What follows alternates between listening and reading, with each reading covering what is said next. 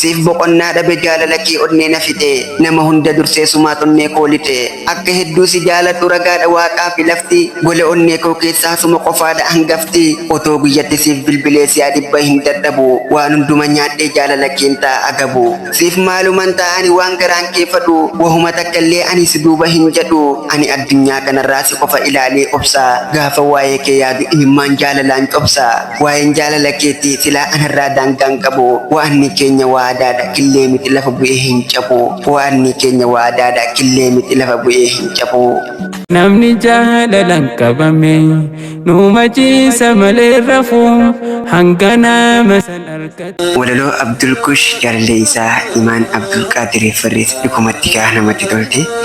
Abdul Kush gaa ni dubbate gaa dubbii waggaa meeqa keessa isaa cinqaa jirtu jaalalli dhugaadha akkamitti akka nama dubbistu isarraa hubachuu ni danda'amti gaa'e. Abdul Kush keenya rabbiin waliif isin haa dhiisu waliif isin haa hiru waliin jireenya gaarii isin haa jiraachisu isiniin jenna gaa dhugumatti jaalalli keessan hedduu takka namatti toltee biqiltee aadaa reertuu haafirootun isiniin jaa kanaaf immoo dhaggeeffattoonni waan jiruun koomantii isaanii ilaalla asumaan daawwattoota keenya kabajamoo warri xalayaa keessan barreeffachaa jirtan xalayaa teessan keessatti ramadaana kanaan ta'u walitti hin buune ta'uu qabdi wal komachuun wal himachuun ramadaana kana keessa hin danda'amu kanaafuu xalayaa wal komachuu fi wal himachuudha ramadaana boodattiin isiniif dhiyeessan isiniin jaa ammaaf xalayaa jaalalaa qofa dhangachuu jaalala haadhaa manaa jaalala abbaa manaatiif ta'u qofa irratti hundeeffamne kan hojjennu ta'a ramadaan mubaarak baga ramadaana keessan kan baranaa kan bara egeree nuuf haa ta'u guyyaa gaarii qabaadha.